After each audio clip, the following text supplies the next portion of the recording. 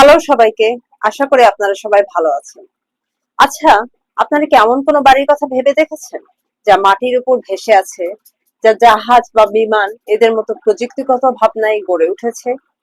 আজকে আমরা কথা বলবো ভিলা সাফওয়া নিয়ে, যা আধুনিক স্থাপত্যের এক অনন্য সৃষ্টি।